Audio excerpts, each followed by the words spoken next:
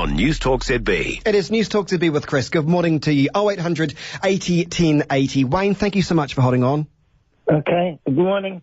We had a similar problem, and it's happened with other other power companies as well. Ours was with the Contact Energy in 2013.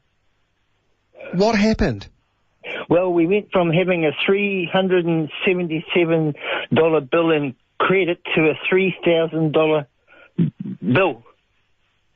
Oh, gee, that's a complete turnaround, isn't it? Yeah, it was. And my wife at the time was paying $60 a fortnight because I'm on the super benefit, and she was paying that out of hers directly from her benefit via the WINS, and that was going in. And all of a sudden, this big bill hit us. So we got onto the Housing New Zealand. They sent Mr. Smith around, and he straight away pointed out the Ripple thing was faulty. So he got back to them, and then he got back to the Contact Energy and the Housing New Zealand, and then they got on to the local Ashburton Power Board linesman. He come around and he said the same thing.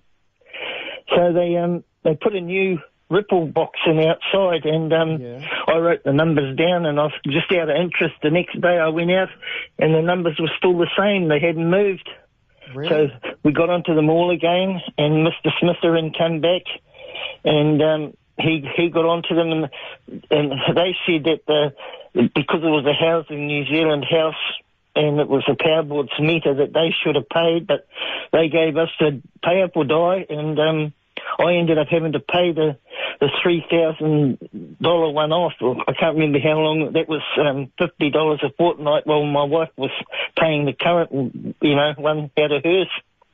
God, have you paid it off now? It's a lot of money. That was back in 2013. I'm surprised that they weren't more generous with the situation. They got nasty. The lady at the WINS, Peg Noble, she was on the phone for nearly a quarter of a day trying to, and it was beat by beat, shot by shot, trying to get them, and they more or less fed out this thing that if I missed one of my $50 a fortnight things, which was coming automatically out of mine, we were stuffed, and they were going to take us to court and everything.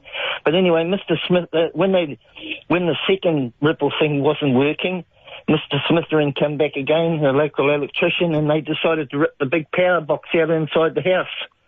And when he was putting it back together, there was one wire that no matter where he put it, he couldn't figure out what it was.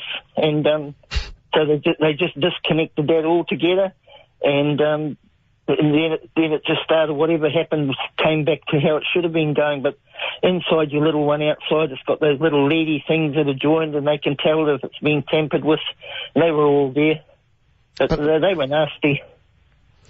Well, I'm really sorry to hear that. Did you change? Did you ever change power companies after all of this? Oh, Melissa changed twice. She changed from one power, and she's with the Tauranga people now, the Trust Power.